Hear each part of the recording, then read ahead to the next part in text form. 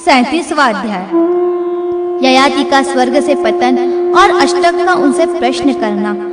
इंद्र ने कहा, राजन, आप संपूर्ण कर्मों को समाप्त करके घर छोड़कर वन में चले गए थे। अतः नहुष पुत्र ययाति, मैं आपसे पूछता हूँ कि आप तपस्या में किसके समान हैं? ययाति ने कहा, इंद्र, मैं न तो देवताओं एवं मनुष्यों में तथा न गंधर्वों और महर्षियों में ही किसी को ऐसा देख रहा हूँ जो तपस्या में मेरे समान हो, अर्थात मैं तप में अद्वितीय हूँ। इंद्र बोले, राजन, आपने अपने समान अपने से बड़े और छोटे लोगों का प्रभाव न जानकर सबका तिरस्कार किया है। अतः आपकी इन पुण्य लोकों में रहने की अवधि समाप्त हो गई, क्योंकि दूसरों की निंदा करने के कारण आपका पुण्य क्षीण हो गया। इसलिए अब आप यहाँ से नीचे गिरेंगे। ययाति ने कहा, देवराज इंद्र, देवता, ऋषि, गंधर्व और मनुष्य आदि का अपमान करने के कारण यदि मेरे पुण्य लोक क्षीण हो गए हैं, तो इंद्रलोक से भ्रष्ट होकर मैं साधु पुरुषों के बीच में गिरने की इच्छा करता हूँ। इंद्र बोले, राजन ययाति, आप यहाँ से च्युत होकर साधु पुरुषों के ही समीप गिरेंगे और वहाँ अपनी खोई हुई प्रतिष्ठा पुनः प्राप्त कर लेंगे। किंतु यह सब जानकर आप फिर आगे कभी अपनी बराबरी वाले तथा अपने से बड़े लोगों का अपमान मत कीजिएगा। शौनक जी कहते हैं, शतानिक, तदनंतर देवराज इंद्र के सेवन करने योग्य पुण्य लोकों का परित्याग कर राजा ययाति नीचे गिरने लगे। उस समय राजर्षियों में श्रेष्ठ एवं उत्तर धर्म विधि के पालक अष्टक ने उन्हें गिरते देखा। तब उन्होंने उन ययाति से इस प्रकार कहा। अष्टक ने पूछा, इंद्र के समान सुंदर रूप वाले तरुण पुरुष, आप कौन हैं? आप अपने तेज से अग्नि की भांति दैदीप्यमान हो रहे हैं। मेघ रूपी घने अंधकार वाले आकाश से आकाशचारी ग्रहों में श्रेष्ठ सूर्य के समान आप कैसे गिर रहे हैं? आपका तेज सूर्य और अग्नि के सदृश है। आप अप्रमेय और शक्तिशाली जान पड़ते हैं। आपको सूर्य के मार्ग से गिरते देख हम सब लोग मोहित, आश्चर्यचकित होकर इस तर्क वितर्क में पड़े हैं कि यह क्या गिर रहा है। आप इंद्र, सूर्य और विष्णु के समान प्रभावशाली हैं। आपको आकाश में स्थित देखकर हम सब लोग अब यह जानने के लिए आपके निकट आए हैं कि आपके पतन का यथार्थ कारण क्या है। हम पहले आपसे कुछ पूछने का साहस नहीं कर सकते और आप भी हमसे हमारा परिचय नहीं पूछते कि हम कौन हैं। इसलिए मैं ही आपसे पूछता हूँ, मनोरम रूप वाले महापुरुष, आप किसके पुत्र हैं और किस लिए यहाँ आए हैं? इंद्र के तुल्य शक्तिशाली पुरुष, आपका भय दूर हो जाना चाहिए। अब आपको स्वर्ग से गिरने का विषाद और मोह भी तुरंत त्याग कर देना चाहिए। इस समय आप संतों के समीप विद्यमान हैं। बल दानव का नाश करने वाले इंद्र भी अब आपका तेज सहन करने में असमर्थ है। देवेश्वर इंद्र के समान तेजस्वी महानुभाव, सुख से वंचित होने वाले साधु पुरुषों के लिए सदा संत ही परम आश्रय हैं। वे स्थावर और जन सभी प्राणियों पर शासन करने वाले सत्पुरुष यहाँ एकत्र हुए हैं। आप अपने समान पुण्यात्मा संतों के बीच में स्थित हैं। जैसे तपन की शक्ति अग्नि में है, बोए हुए बीज को धारण करने की शक्ति पृथ्वी में है, प्रकाशित होने की शक्ति सूर्य में है, उसी प्रकार संतों का स्वामित्व, उन पर शासन करने की शक्ति केवल अतिथि को ही प्राप्त है। 38वां अध्याय। ययाति और अष्टक का संवाद। ययाति ने कहा, महात्मन, मैं नहुष का पुत्र और पुरु का पिता ययाति हूँ। समस्त प्राणियों का अपमान करने से मेरा पुण्य क्षीण हो गया है। इस कारण मैं देवताओं तथा सिद्धों के लोक से च्युत होकर नीचे गिर रहा हूँ। मैं आप लोगों से अवस्था में बड़ा हूँ, अतः आप लोगों को प्रणाम नहीं कर रहा हूँ। द्विजातियों में जो विद्या, तप और अवस्था में बड़ा होता है, वही पूजनीय माना जाता है। अष्टक बोले, राजन, आपने जो यह कहा है कि मैं अवस्था में बड़ा हूँ इसलिए ज्येष्ठ हूँ, सो इसमें आप कुछ अधिक कह गए, क्योंकि द्विजों में जो विद्या और तपस्या में बढ़ा चढ़ा होता है वही पूज्य माना जाता है। ययाति ने कहा, पाप को पुण्य कर्मों का नाशक बताया जाता है। वह नरक की प्राप्ति कराने वाला और वह उदंड पुरुषों में ही देखा जाता है। श्रेष्ठ पुरुष दुराचारी पुरुषों के दुराचार का अनुसरण नहीं करते। पहले के साधु पुरुष भी उन श्रेष्ठ पुरुषों के ही अनुकूल आचरण करते थे। मेरे पास पुण्य रूपी बहुत धन था, किंतु दूसरों की निंदा करने के कारण वह सब नष्ट हो गया। अब मैं चेष्टा करके भी उसे नहीं पा सकता। मेरी इस दुरावस्था को समझ बूझकर जो आत्म कल्याण में संलग्न रहता है वही ज्ञानी और धीर है। इस जीव जगत में भिन्न भिन्न स्वभाव वाले बहुत से प्राणी हैं। वे सभी प्रारब्ध अधीन हैं, अतः उनके धनादि पदार्थों के लिए किए हुए उद्योग और अधिकार सभी व्यर्थ हो जाते हैं। इसलिए धीर पुरुष को चाहिए कि वह अपनी बुद्धि से प्रारब्ध ही बलवान है। यह जानकर दुख या सुख जो भी मिले उसमें विकार को न प्राप्त हो। जीव जो सुख अथवा दुख पाता है वह उसे प्रारब्ध भाग्य से ही प्राप्त होता है, अपनी शक्ति से नहीं। अतः प्रारब्ध को ही बलवान मानकर मनुष्य किसी प्रकार भी हर्ष अथवा शोक न करे, दुखों से संतप्त न हो और सुखों से हर्षित न हो। धीर पुरुष स्वतः समभाव से ही रहे और भाग्य को ही प्रबल मानकर किसी प्रकार चिंता एवं हर्ष के वशीभूत न हो। अष्टक, मैं कभी भय में पड़कर मोहित नहीं होता। मुझे कोई मानसिक संताप भी नहीं होता, क्योंकि मैं समझता हूँ कि विधाता इस संसार में मुझे जैसे रखेगा वैसे ही मैं रहूँगा। स्वेदज, अंडज, उद्भिज, सरीसृप, कृमि, जल में रहने वाले मत्स्य आदि जीव तथा पर्वत, तृण और काष्ठ, ये सभी प्रारब्ध भोग का सर्वथा क्षय हो जाने पर अपनी प्रकृति को प्राप्त हो जाते हैं। अष्टक, मैं सुख तथा दुख दोनों की अनित्यता को जानता हूँ, फिर मुझे संताप हो तो कैसे? मैं क्या करूँ और क्या करके संतप्त न हूँ, इन बातों की चिंता छोड़ चुका हूँ। अतः सावधान रहकर शोक संताप को अपने से दूर रखता हूँ। शौनक जी कहते हैं, शतानिक, राजा ययाति समस्त सद्गुणों से संपन्न थे और नाते में अष्टक के नाना लगते थे। वे अंतरिक्ष में वैसे ही ठहरे हुए थे जैसे मानो स्वर्गलोक में हो। जब उन्होंने उपर्युक्त बातें कही तब अष्टक ने उनसे पुनः प्रश्न किया। अष्टक ने कहा, महाराज, आपने जिन जिन प्रधान लोकों में रहकर जितने समय तक वहाँ के सुखों का भलीभांति उपभोग किया है उन सब का मुझे यथार्थ परिचय दीजिए। राजन, आप तो महात्माओं की भांति धर्म का उपदेश कर रहे हैं। ययाति ने कहा, अष्टक, मैं पहले समस्त भूमंडल में प्रसिद्ध चक्रवर्ती राजा था। तदनंतर सत्कर्मों द्वारा बड़े बड़े लोकों पर मैंने विजय प्राप्त की और उनमें 1000 वर्षों तक सुखपूर्वक निवास किया। इसके बाद उनसे भी उच्चतम लोक में जा पहुंचा। वहाँ 100 योजन विस्तृत और 1000 दरवाजों से युक्त इंद्र की रमणीय पूरी प्राप्त हुई।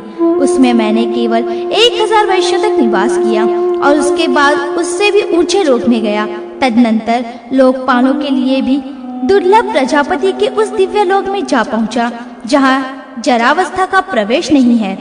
वहाँ 1000 वर्ष तक रहा, फिर उससे भी उत्तम लोक में चला गया। वह देवाधिदेव ब्रह्मा जी का धाम था। वहाँ मैं अपनी इच्छा के अनुसार भिन्न भिन्न लोकों में विहार करता हुआ संपूर्ण देवताओं से सम्मानित होकर रहा। उस समय मेरा प्रभाव और तेज देवेश्वरों के समान था। इसी प्रकार मैं नंदन वन में इच्छा अनुसार रूप धारण करके अप्सराओं के साथ विहार करता हुआ 10 लाख वर्षों तक रहा। वहाँ मुझे पवित्र गंध और मनोहर रूप वाले वृक्ष देखने को मिले जो फूलों से लदे हुए थे। वहाँ रहकर मैं देवलोक के सुखों में आसक्त हो गया। तदनंतर बहुत अधिक समय बीत जाने पर एक भयंकर रूपधारी देवदूत आकर मुझसे ऊंची आवाज में 3 बार बोला, गिर जाओ, गिर जाओ, गिर जाओ। राजशिरोमणे, मुझे इतना ही ज्ञात हो सका है। तदनंतर पुण्य क्षीण हो जाने के कारण मैं नंदन वन से नीचे गिर पड़ा। नरेंद्र, उस समय मेरे लिए शोक करने वाले देवताओं की अंतरिक्ष में यह दया भरी वाणी सुनाई पड़ी। अहो, बड़े कष्ट की बात है कि पवित्र कीर्ति वाले ये पुण्य कर्म महाराज ययाति पुण्य क्षीण होने के कारण नीचे गिर रहे हैं। तब नीचे गिरते हुए मैंने उनसे पूछा, देवताओं, मैं साधु पुरुषों के बीच गिरूं, इसका क्या उपाय है? तब देवताओं ने मुझे आपकी यज्ञ भूमि का परिचय दिया। मैं इसी को देखता हुआ तुरंत यहाँ आ पहुँचा हूँ। यज्ञ भूमि का परिचय देने वाली भविष्य की सुगंध का अनुभव तथा धूम्र प्रांत का अवलोकन कर मुझे बड़ी प्रसन्नता और सांत्वना मिली है। 39वां अध्याय, अष्टक और ययाति का संवाद। अष्टक ने पूछा, सत्ययुग के निष्पाप राजाओं में प्रधान नरेश, जब आप इच्छानुसार रूप धारण करके 10 लाख वर्षों तक नंदनवन में निवास कर चुके हैं, तब क्या कारण है कि आप उसे छोड़कर भूतल पर चले आए? ययाति बोले, जैसे इस लोक में जाति भाई, सुहृद अथवा स्वजन कोई भी क्यों न हो, धन नष्ट हो जाने पर उसे सब मनुष्य त्याग देते हैं। उसी प्रकार स्वर्गलोक में जिसका पुण्य समाप्त हो जाता है, उस मनुष्य को देवराज इंद्र सहित संपूर्ण देवता तुरंत त्याग देते हैं। अष्टक ने पूछा, देवलोक में मनुष्यों के पुण्य कैसे क्षीण होते हैं? इस विषय में मेरा मन अत्यंत मोहित हो रहा है। प्रजापति का वह कौन सा धाम है जिसमें विशिष्ट अपुनरावृत्ति की योग्यता वाले पुरुष जाते हैं? यह बताइए, क्योंकि आप मुझे ज्ञानी जान पड़ते हैं।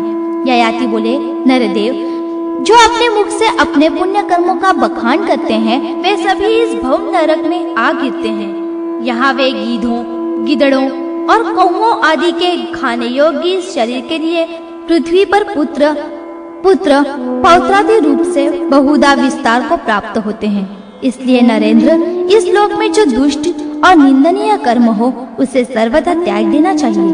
भूपाल, मैंने तुमसे सब कुछ कह दिया, बोलो अब तुम्हें क्या बताऊं? अष्टक ने पूछा, जब मनुष्यों को मृत्यु के पश्चात पक्षी, गीध, मयूर और पतंग ये नोच कर खा लेते हैं, तब वे कैसे और किस रूप में उत्पन्न होते हैं? आज मैं आपके ही मुख से प्रथम बार भौम नरक का, जिसे कभी नहीं सुना था, नाम सुन रहा हूँ। ययाति बोले, कर्म से उत्पन्न होने और बढ़ने वाले शरीर को पाकर गर्भ से निकलने के पश्चात जीव सबके समक्ष इस पृथ्वी पर विषयों में विचरते हैं। उनका यह विचरण ही भौम नरक कहा गया है। इसी में वे पढ़ते हैं। इसमें पढ़ने पर वे व्यर्थ बीतने वाले अनेक वर्ष समूहों की अदृष्टिपात नहीं करते। कितने ही प्राणी स्वर्गादि लोकों में 60,000 वर्ष रहते हैं, कुछ 80,000 वर्षों तक वहाँ निवास करते हैं। इसके बाद वे भूमि पर गिरते हैं। यहाँ उन गिरने वाले जीवों को तीखी दाढ़ों वाले पृथ्वी के भयानक राक्षस, दुष्ट प्राणी अत्यंत पीड़ा देते हैं। अष्टक ने पूछा, तीखी दाढ़ों वाले पृथ्वी के भयंकर राक्षस पापवश आकाश में गिरते हुए जिन जीवों को सताते हैं, वे गिरकर कैसे जीवित रहते हैं? किस प्रकार इंद्रिया आदि से युक्त होते हैं और गर्भ में कैसे आते हैं?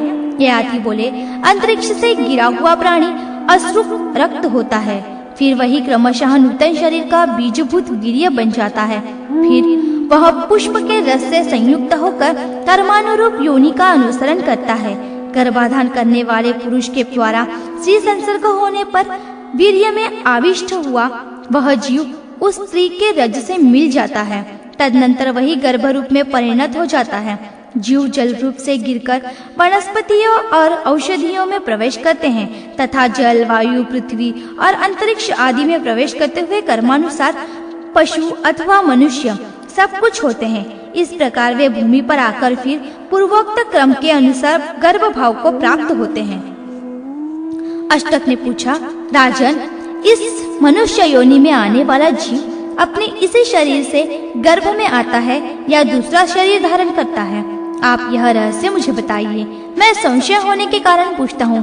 गर्भ में आने पर वह भिन्न भिन्न शरीर रूपी आश्रय को, आँख और कान आदि इंद्रियों को तथा चेतना को भी कैसे उपलब्ध करता है? मेरे पूछने पर यह सब बातें आप बताइए। तात, हम सब लोग आपको क्षेत्रज्ञ आत्मज्ञानी मानते हैं। ययाति बोले, ऋतुकाल में पुष्परस से संयुक्त वीर्य को वायु गर्भाशय में खींच लेता है और वहाँ उस पर अधिकार जमा कर क्रमशः गर्भ की वृद्धि करता रहता है। वह गर्भ बढ़कर जब संपूर्ण अवयवों से संपन्न हो जाता है, तब चेतना का आश्रय ले योनि से बाहर निकलकर मनुष्य कहलाता है। वह कानों से शब्द सुनता है, आँखों से रूप देखता है, नासिका से गंध लेता है, जीवा से रस का आस्वादन करता है, त्वचा से स्पर्श और मन से आंतरिक भावों का अनुभव करता है। अष्टक, इस प्रकार महान आत्मबल से संपन्न प्राणधारियों के शरीर में जीव की स्थापना होती है। अष्टक ने पूछा, जो मनुष्य मर जाता है वह जलाया जाता है या गाड़ दिया जाता है अथवा जल में बहा दिया जाता है। इस प्रकार विनाश होकर स्थूल शरीर का अभाव हो जाता है। फिर वह चेतन जीवात्मा किस शरीर के आधार पर रहकर चैतन्य युक्त व्यवहार करता है? ययाति बोले, राजसिंह, जैसे मनुष्य श्वास लेते हुए प्राण युक्त स्थूल शरीर को छोड़कर स्वप्न में विचरण करता है, वैसे ही वह चेतन जीवात्मा अस्फुट शब्दोच्चारण के साथ इस मृतक स्थूल शरीर को त्याग कर सूक्ष्म शरीर से संयुक्त होता है और फिर पुण्य अथवा पाप को आगे रखकर उसी पुण्य पाप के अनुसार अन्य योनि को प्राप्त होता है। पुण्य करने वाले मनुष्य पुण्य योनि में और पाप करने वाले मनुष्य पाप योनि में जाते हैं। इस प्रकार पापी जीव कीट पतंग आदि होते हैं। महानुभाव, इन सब विषयों की विस्तार के साथ कहने की इच्छा नहीं होती। नृपश्रेष्ठ, इसी प्रकार जीव गर्भ में आकर 4 पैर वाले चतुष्पाद, 2 पैर वाले मनुष्यादि और पक्षियों के रूप में उत्पन्न होते हैं। यह सब मैंने पूरा बतला दिया। अब और क्या पूछना चाहते हो? अष्टक ने पूछा। तात, मनुष्य कौन सा कर्म करके उत्तम यश प्राप्त करता है? यह यश तप से प्राप्त होता है या विद्या से? मैं यही पूछता हूँ। जिस कर्म के द्वारा क्रमशः श्रेष्ठ लोगों की प्राप्ति हो सके, वह सब यथार्थ रूप से बताइए। ययाति बोले, राजन, साधु पुरुष स्वर्गलोक के 7 महान दरवाजे बतलाते हैं, जिनसे प्राणी उसमें प्रवेश करते हैं। उनके नाम ये हैं: तप, दान, शम, दम, लज्जा, सरलता और समस्त प्राणियों के प्रति दया। वे तप आदि द्वारा सदा ही पुरुष के अभिमान रूप तम से आच्छादित होने पर नष्ट हो जाते हैं। यह संत पुरुषों का कथन है। जो वेदों का अध्ययन करके अपने को सबसे बड़ा पंडित मानता है और अपनी विद्या द्वारा दूसरों के यश का नाश करता है, उसके पुण्य लोग अंतवान विनाशशील होते हैं और उसका पढ़ा हुआ वेद भी उसे फल नहीं देता। अग्निहोत्र, मौन, अध्ययन और यज्ञ, ये 4 कर्म मनुष्य को भय से मुक्त करने वाले हैं, परंतु वे ही ठीक से न किए जाएं, दूषित भाव से अनुष्ठित हो तो वे उल्टे भय प्रदान करते हैं। विद्वान पुरुष सम्मानित होने पर अधिक आनंदित न हो, अपमानित होने पर संतप्त न हो। इस लोक में संत पुरुष ही सत्पुरुषों का आदर करते हैं। दुष्ट पुरुषों को यह सत्पुरुष है ऐसी बुद्धि प्राप्त ही नहीं होती। ऐसा दान देना चाहिए, इस प्रकार यजन करना चाहिए, इस तरह स्वाध्याय में लगा रहना चाहिए। वे सभी वचन अभयदायक हैं, अतः नित्य पालनीय हैं, ऐसा मैंने सुना है। जो सबका आश्रय है, पुराण कुटस्थ है तथा जहाँ मन की गति भी रुक जाती है, वह परब्रह्म परमात्मा तुम सब लोगों के लिए कल्याणकारी हो। जो विद्वान उसे जानते हैं, वे उस परब्रह्म परमात्मा से संयुक्त होकर इहलोक और परलोक में परम शांति को प्राप्त। 40वां अध्याय, ययाति और अष्टक का आश्रम धर्म संबंधी संवाद। अष्टक ने पूछा, महाराज, वेदज्ञ विद्वान इस धर्म के अंतर्गत बहुत से कर्मों को उत्तम लोगों की प्राप्ति का द्वार बताते हैं। अतः मैं आपसे पूछता हूँ कि आचार्य की सेवा करने वाला ब्रह्मचारी, गृहस्थ, सन्मार्ग में स्थित वानप्रस्थ और सन्यासी किस प्रकार धर्माचरण करके उत्तम लोक में जाते हैं? ययाति बोले, शिष्य को उचित है कि गुरु के बुलाने पर उसके समीप जाकर पढ़े, गुरु की सेवा में बिना कहे लगा रहे, रात में गुरु जी के सो जाने के बाद सोवे और सवेरे उनसे पहले उठ जाए। वह मृदुल, विनम्र, जितेंद्रिय, धैर्यवान, सावधान और स्वाध्यायशील हो। इस नियम से रहने वाला ब्रह्मचारी सिद्धि को पाता है। गृहस्थ पुरुष न्याय से प्राप्त हुए धन को पाकर उससे यज्ञ करे, दान दे और सदा अतिथियों को भोजन करावे। दूसरों की वस्तु उनके दिए बिना ग्रहण न करे। यह गृहस्थ धर्म का प्राचीन एवं रहस्यमय स्वरूप है। वानप्रस्थ मुनि वन में निवास करे, आहार और विहार को नियमित रखें, अपने ही पराक्रम एवं परिश्रम से जीवन निर्वाह करें, पाप से दूर रहें, दूसरों को दान दे और किसी को कष्ट न पहुंचाए। ऐसा मुनि परम मोक्ष सिद्धि को प्राप्त होता है। सन्यासी शिल्प कला से जीवन निर्वाह न करे, वह क्षम, दम आदि श्रेष्ठ गुणों से संपन्न हो, सदा अपनी इंद्रियों को काबू में रखें, सबसे अलग रहे, गृहस्थ के घर में न सोए, परिग्रह का भार न लेकर अपने को हल्का रखें, थोड़ा थोड़ा चले और अकेला ही अनेक स्थानों में भ्रमण करता रहे। ऐसा सन्यासी ही वास्तव में भिक्षु कहलाने योग्य है। जिस समय रूप, रस आदि विषय तुच्छ प्रतीत होने लगे, इच्छानुसार जीत लिए जाएं तथा उनके परित्याग में ही सुख जान पड़े, उसी समय विद्वान पुरुष मन को वश में करके समस्त संग्रहों का त्याग कर वनवासी होने का प्रयत्न करें। जो वनवासी मुनि वन में ही अपने पंच महाभूतात्मक शरीर का परित्याग करता है, वह 10 पीढ़ी पूर्व के और 10 पीढ़ी बाद के जाति भाइयों को तथा 21वें अपने को भी पुण्य लोकों में पहुंचा देता है। अष्टक ने पूछा, राजन, मुनि कितने हैं और मौन कितने प्रकार के हैं, यह बताइए, हम इसे सुनना चाहते हैं। ययाति ने कहा, जनेश्वर, अरण्य में निवास करते समय जिसके लिए ग्राम पीछे होता है और ग्राम में वास करते समय जिसके लिए अरण्य पीछे होता है वह मुनि कहलाता है। अष्टक ने पूछा, अरण्यवासी के लिए ग्राम और ग्राम में निवास करने वाले के लिए अरण्य पीछे कैसे है?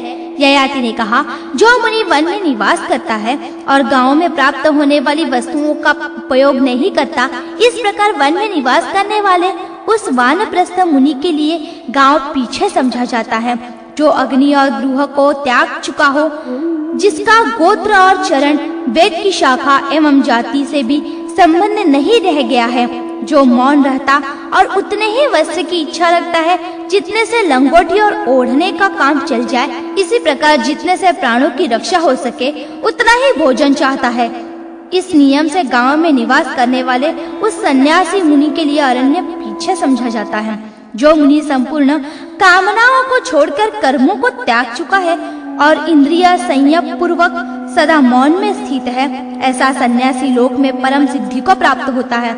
जिसके दांत शुद्ध और साफ हैं, जिसके नख और केश कटे हुए हैं, जो सदा स्नान करता है तथा यम नियमादि से अलंकृत उन्हें धारण किए हुए है, शीतोष्ण को सहने से जिसका शरीर श्याम पड़ गया है, जिसके आचरण उत्तम है, ऐसा सन्यासी किसके लिए पूजनीय नहीं है। तपस्या से मांस, हड्डी तथा रक्त के क्षीण हो जाने पर जिसका शरीर पुरुष और दुर्बल हो गया है तथा जो सुख दुख राग द्वेष आदि द्वंद्वों से रहित एवं भली भांति मौनावलंबी हो चुका है, वह इस लोक को जीतकर परमलोक पर भी विजय पाता है। जब सन्यासी मुनि गाय बैलों की तरह मुख से ही आहार ग्रहण करता है, हाथ आदि का भी सहारा नहीं लेता, तब उसके द्वारा ये सब लोग जीत लिए गए समझे जाते हैं और वह मोक्ष की प्राप्ति के लिए समर्थ समझा जाता है।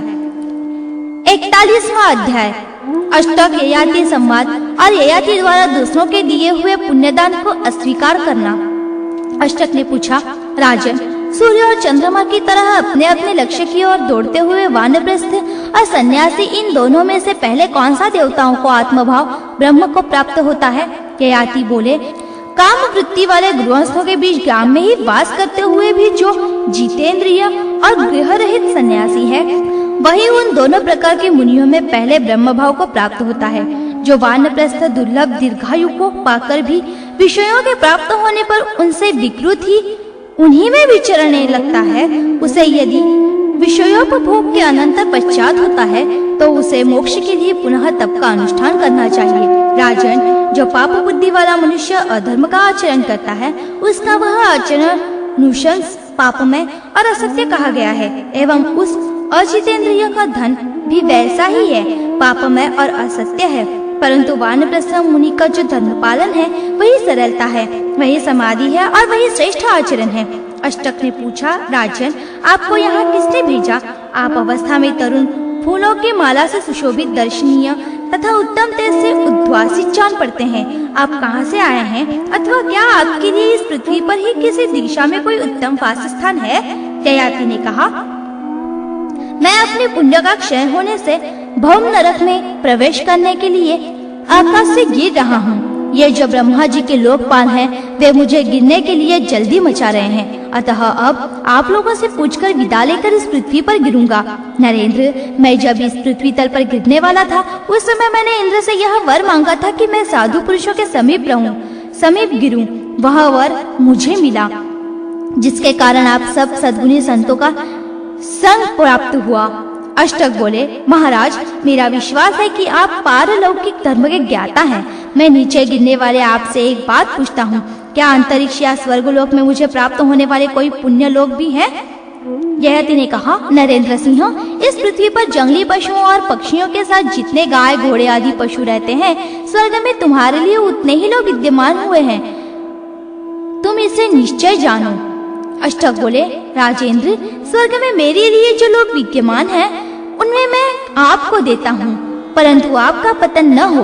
अंतरिक्ष या द्युलोक में मेरे लिए जो स्थान है, उनमें आप शीघ्र ही चले जाएं, क्योंकि आप शत्रुओं का संहार करने वाले हैं। ययाति ने कहा, नृपश्रेष्ठ, ब्रह्म देवता ब्राह्मणी प्रतिग्रह लेता है, मेरे जैसा क्षत्रिय कदापि नहीं। नरेंद्र, जैसे दान करना चाहिए उस विधि से मैंने पहले भी सदा उत्तम ब्राह्मणों को बहुत दान दिए हैं। जो ब्राह्मण नहीं है, उसे दीन याचक बनकर कभी जीवन नहीं बिताना चाहिए। याचना तो विद्या से दिग्विजय करने वाले विद्वान ब्राह्मण की पत्नी है, अतः ब्रह्म देवता ब्राह्मण को ही याचना करने का अधिकार है। मुझे सत्कर्म करने की इच्छा है, अतः ऐसा कोई कार्य कैसे कर सकता हूँ जो पहले कभी न किया हो। प्रतर्दन बोले, वांछनीय रूप वाले श्रेष्ठ पुरुष, मैं प्रतर्दन हूँ और आपसे पूछता हूँ, यदि अंतरिक्ष अथवा स्वर्ग में मेरे भी लोक हों तो बताइए, मैं आपको पारलौकिक धर्म का ज्ञाता मानता हूँ। ययाति ने कहा, नरेंद्र, तुम्हारे तो बहुत लोक हैं। यदि एक एक लोक में 7-7 दिन रह जाए तो भी उनका अंत नहीं है। वे सब के सब अमृत के झरने बहाते हैं एवं घृत तेज से युक्त हैं। उनमें शोक का सर्वथा अभाव है। वे सभी लोग तुम्हारी प्रतीक्षा कर रहे हैं। प्रतर्दन बोले, महाराज, वे सभी लोग मैं आपको देता हूँ, आप नीचे न गिरे। जो मेरे लोग हैं वे सब आपके ही हो जाएं, वे अंतरिक्ष में हो या स्वर्ग में। आप शीघ्र मोह रहित होकर उनमें चले जाइए। ययाति ने कहा, राजन, मैं स्वयं एक तेजस्वी राजा होकर दूसरे से पुण्य तथा योगक्षेम की इच्छा नहीं करता। विद्वान राजा दैववश भारी आपत्ति में पड़ जाने पर भी कोई पापमय कार्य न करे। धर्म पर दृष्टि रखने वाले राजा को उचित है कि वह प्रयत्न पूर्वक धर्म और यश के मार्ग पर ही चले। जिसकी बुद्धि धर्म में लगी हो, उस मेरे जैसे मनुष्य को जानबूझकर ऐसा दीनता पूर्वक कार्य नहीं करना चाहिए जिसके लिए तुम मुझसे कह रहे हो। जो शुभ कार्य करने की इच्छा रखता है वह ऐसा काम नहीं कर सकता जिसे अन्य राजाओं ने नहीं किया हो। तदनंतर इस प्रकार की बातें कहने वाला राजा ययाति से नृपश्रेष्ठ वसुमान बोले। 42वां अध्याय। राजा ययाति का वसुमान और शिबी के प्रतिग्रह को अस्वीकार करना तथा अष्टक आदि चारों राजाओं के साथ स्वर्ग में जाना। वसुमान ने कहा, नरेंद्र, मैं उषश्व का पुत्र हूँ और आपसे पूछ रहा हूँ, यदि स्वर्ग या अंतरिक्ष में मेरे लिए भी कोई विख्यात लोक हो तो बताइए। महात्मन, मैं आपको पारलौकिक धर्म का ज्ञाता मानता हूँ। ययाति ने कहा, राजन, पृथ्वी, आकाश और दिशाओं के जितने प्रदेश के सूर्यदेव अपनी किरणों से तपाते और प्रकाशित करते हैं, उतने लोग तुम्हारे लिए स्वर्ग में स्थित हैं। वे तुम्हारी प्रतीक्षा कर रहे हैं। वसुमान बोले, राजन, वे सभी लोग मैं आपके लिए देता हूँ, वे सब आपके हो जाएं। धीमन, यदि आपको प्रतिग्रह लेने में दोष दिखाई देता हो तो एक मुट्ठा तिनका मुझे मूल्य के रूप में देकर मेरे इन सभी लोगों को आप खरीद लें।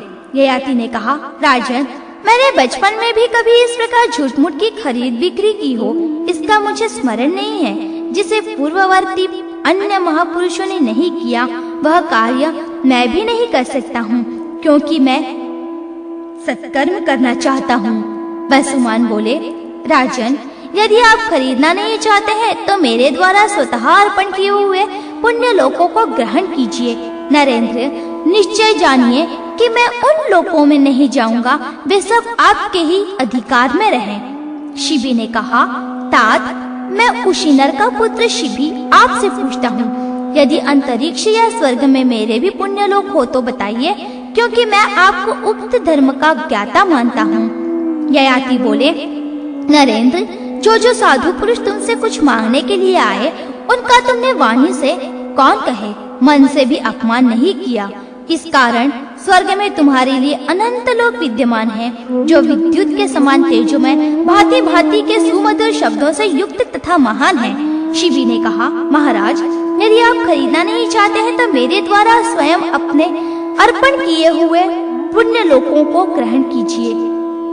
तात, उन सब को देखकर निश्चय ही मैं उन लोकों में नहीं जाऊंगा जिन लोकों में आप जा रहे होंगे। ययाति बोले, नरदेव शिबी, जिस प्रकार तुम इंद्र के समान प्रभावशाली हो उसी प्रकार तुम्हारे वे लोक भी अनंत हैं, तथापि दूसरों के दिए हुए लोक में मैं विहार नहीं कर सकता, इसलिए तुम्हारे दिए हुए का अभिनंदन नहीं करता। अष्टक ने कहा, राजन, यदि आप हम में से एक एक के दिए हुए लोकों को प्रसन्नता पूर्वक ग्रहण नहीं करते तो हम सब लोग अपने पुण्य लोक आपकी सेवा में समर्पित करके नरक भूलोक में जाने को तैयार हैं। ययाति बोले, मैं जिसके योग्य हूँ उसी के लिए यत्न करो, क्योंकि साधु पुरुष सत्य का ही अभिनंदन करते हैं। मैंने पूर्व काल में जो कर्म नहीं किया उसे अब भी स्वीकार नहीं कर सकता। नरेंद्र सिंह, मुझे निर्लोभ के प्रति तुम लोगों ने जो कुछ कहा है उसका फल वैसे ही निराशापूर्ण नहीं होगा, अपितु इतने बड़े दान के लिए जो उपयुक्त होगा वह अनंत फल तुम लोगों को अवश्य प्राप्त होगा। अष्टक ने पूछा, आकाश में ये किसके 5 स्वर्णमय रथ दिखाई देते हैं जो आकाश मंडल में बड़ी ऊंचाई पर स्थित है और अग्निशिखा की भांति प्रकाशित हो रही हैं? ययाति बोले, ये जो स्वर्णमय रथ चमक रहे हैं सभी मेरे तथा तुम लोगों के लिए आए हैं। इन्हीं पर आरूढ़ होकर तुम लोग मेरे साथ इंद्रलोक चलोगे। अष्टक बोले, राजन, आप रथ में बैठिए और आकाश में ऊपर की ओर बढ़िए। जब समय होगा तब हम भी आपका अनुसरण करेंगे। ययाति बोले, हम सब लोगों ने साथ साथ स्वर्ग पर विजय पाई है, इसलिए इस समय सबको वहाँ चलना चाहिए। देवलोक का यह रजोहीन सात्विक मार्ग हमें स्पष्ट दिखाई दे रहा है। शौनक जी कहते हैं, राजन, तदनंतर वे सभी नृपश्रेष्ठ उन दिव्य रथों पर आरूढ़ हो धर्म के बल से स्वर्ग में पहुँचने के लिए चल दिए। उस समय पृथ्वी और आकाश में उनकी प्रभा व्याप्त हो रही थी। अष्टक बोले, राजन, महात्मा इंद्र मेरे बड़े मित्र हैं, अतः मैं तो समझता था कि अकेला मैं ही सबसे पहले उनके पास पहुंचूंगा, परंतु ये उशिनर पुत्र शिबी अकेले संपूर्ण वेग से हम सबके वाहनों को लांघकर आगे बढ़ गए हैं। ऐसा कैसे हुआ?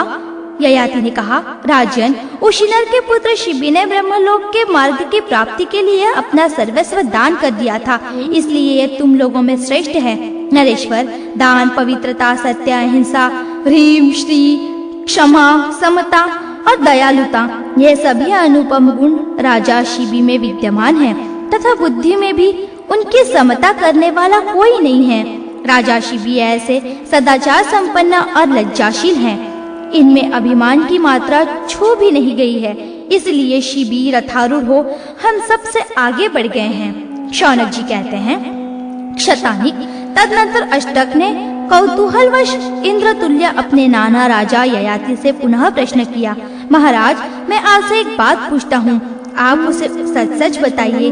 आप कहाँ से आए हैं, कौन है और किसके पुत्र हैं? आपने जो कुछ किया है उसे करने वाला आपके सिवा दूसरा कोई क्षत्रिय अथवा ब्राह्मण इस संसार में नहीं है। ययाति ने कहा, मैं नहुष का पुत्र और पुरु का पिता राजा ययाति हूँ। मैं इस लोक में चक्रवर्ती नरेश था। तुम सब लोग मेरे अपने हो, अतः तुमसे गुप्त बात भी खोलकर बतलाए देता हूँ। मैं तुम लोगों का नाना हूँ। यद्यपि पहले भी यह बात बता चुका हूँ, तथापि पुनः स्पष्ट कर देता हूँ। मैंने इस सारी पृथ्वी को जीत लिया था और पुनः इस समृद्धिशालिनी पृथ्वी को ब्राह्मणों को दान भी कर दिया था। मनुष्य जब एक सुंदर पवित्र अश्वों का दान करते हैं तब वे पुण्यात्मा देवता होते हैं।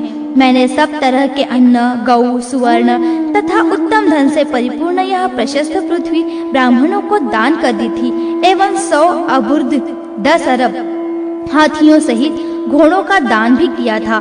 सत्य से ही पृथ्वी और आकाश टिके हुए हैं। इसी प्रकार सत्य से ही मनुष्य लोक में अग्नि प्रज्वलित होती है। मैंने कभी व्यर्थ बात मुंह से नहीं निकाली है, क्योंकि साधु पुरुष सदा सत्य का ही आदर करते हैं। अष्टक, मैं तुमसे प्रतरदन से, वसुमान से और शिबी से भी यहाँ जो कुछ कहता हूँ वह सब सत्य ही है। मेरे मन का यह विश्वास है कि समस्त लोक, मुनि और देवता सत्य से ही पूजनीय होते हैं। जो मनुष्य हृदय में ईर्ष्या न रखकर स्वर्ग पर अधिकार करने वाले हम सब लोगों के इस वृत्तांत को यथार्थ रूप से श्रेष्ठ द्विजों के सामने सुनाएगा, वह हमारे ही समान पुण्य लोगों का प्राप्त कर लेगा। शौनक जी कहते हैं, राजन, राजा ययाति बड़े महात्मा थे और उनके कर्म अत्यंत उदार थे। उनके श्रेष्ठ मित्र रूपी दौहित्रों ने उनका उद्धार किया और वे सत्कर्मों द्वारा संपूर्ण भूमंडल को व्याप्त करके पृथ्वी को छोड़कर स्वर्गलोक में चले गए। इस प्रकार मैंने तुमसे नहुष पुत्र राजा ययाति का सारा चरित्र यथार्थ रूप से विस्तार पूर्वक कह सुनाया। यही वंश आगे चलकर पूर्ववंश के नाम से विख्यात हुआ, जिसमें तुम मनुष्यों में इंद्र के समान उत्पन्न हुए हो। 43वां अध्याय, ययाति वंश वर्णन, यदुवंश का वृत्तांत तथा कीर्तवीर्य अर्जुन की कथा। सुत जी कहते हैं, ऋषियों, राजा शतानिक महर्षि शौनक से यह सारा वृत्तांत सुनकर विस्मयाविष्ट हो गए तथा उत्कृष्ट प्रेम के कारण उनका चेहरा पूर्णिमा के चंद्रमा की भांति खिल उठा। तदनंतर राजा ने अनेक प्रकार के रत्न, गौ, सुवर्ण और वस्त्रों द्वारा महर्षि शौनक की विधि पूर्वक पूजा की। शौनक जी ने राजा द्वारा किए गए उस सारे धन को ग्रहण करके पुनः उसे ब्राह्मणों को दान कर दिया और स्वयं वहीं अंतर्हित हो गए। ऋषियों ने पूछा, सुत जी, अब हम लोग ययाति के वंश का वर्णन सुनना चाहते हैं। जब उनके यदु आदि पुत्र लोक में प्रतिष्ठित हुए तब फिर आगे चलकर क्या हुआ उसे विस्तार पूर्वक बतलाइए। सुत जी कहते हैं, ऋषियों, अब मैं ययाति के ज्येष्ठ पुत्र परम तेजस्वी यदु के वंश का क्रम से एवं विस्तार पूर्वक वर्णन कर रहा हूँ। आप लोग मेरे कथनानुसार उसे ध्यान पूर्वक सुनिए। यदु के 5 पुत्र हुए जो सभी देवपुत्र सदृश तेजस्वी, महारथी और महान धनुर्धर थे। उन्हें नाम निर्देशानुसार यूं जानिए। उनमें ज्येष्ठ का नाम सहस्त्रजी था। शेष चारों का नाम क्रमशः क्रोष्ठु, नील, अंतिक और लघु था। सहस्त्रजी का पुत्र राजा शतजी हुआ। शतजी के हय और वेणु है परम यशस्वी 3 पुत्र हुए। हय का विश्व विख्यात पुत्र धर्मनेत्र हुआ। धर्मनेत्र का पुत्र कुंती और उसका पुत्र संहत हुआ। संहत का पुत्र राजा महिष्मान हुआ। महिष्मान का पुत्र प्रतापी रुद्रश्रेण्य था जो वाराणसी नगरी का राजा हुआ। उसका वृतांत पहले ही कहा जा चुका है। रुद्रश्रेण्य का पुत्र दुर्दम नामक राजा हुआ। दुर्दम का पुत्र परम बुद्धिमान एवं पराक्रमी कनक था। कनक के 4 विश्व विख्यात पुत्र हुए जिनके नाम हैं कृतवीर्य, कृताग्नि, कृतवर्मा और चौथा कृतौजा। इनमें कृतवीर्य से अर्जुन का जन्म हुआ जो सहस्त्र भुजाधारी होने के कारण सहस्त्रार्जुन नाम से प्रसिद्ध था तथा 7 द्वीपों का अधीश्वर था। पुरुष श्रेष्ठ कृतवीर्य नंदन राजा सहस्त्रार्जुन ने 10,000 वर्षों तक घोर तपस्या करते हुए महर्षि अत्रि के पुत्र दत्तात्रेय की आराधना की। उससे प्रसन्न होकर दत्तात्रेय ने उसे 4 वर प्रदान किए। उनमें प्रथम वर के रूप में राजश्रेष्ठ अर्जुन ने अपने लिए 1000 भुजाएं मांगी। दूसरे वर से सत्पुरुषों के साथ अधर्म करने वालों के निवारण का अधिकार मांगा। तीसरे वर से युद्ध द्वारा सारी पृथ्वी को जीतकर धर्मानुसार उसका पालन करना था। और चौथा वर यह मांगा कि रणभूमि में युद्ध करते समय मुझसे अधिक बलवान के हाथों मेरा वध हो। उस वरदान के प्रभाव से कार्तवीर्य अर्जुन ने क्षात्र धर्मानुसार 7 समुद्रों से परिवेष्टित पर्वतों सहित 7 द्वीपों की समग्र पृथ्वी को जीत लिया। क्योंकि उस बुद्धिमान अर्जुन की इच्छा करते ही 1000 भुजाएं निकल आईं तथा उसी प्रकार रथ और ध्वज भी प्रकट हो गए। ऐसा हम लोगों के सुनने में आया है। साथ ही उस बुद्धिमान अर्जुन के विषय में यह भी सुना जाता है कि उसने 7 द्वीपों में 10 सहस्त्र यज्ञों का अनुष्ठान निर्विघ्नता पूर्वक संपन्न किया था। उस राजेश्वर के सभी यज्ञों में प्रचुर दक्षिणाएं बांटी गई थी। उनमें गड़े हुए यूप यज्ञ स्तंभ स्वर्ण निर्मित थे। सभी वेदिकाएं सुवर्ण की बनी हुई थी।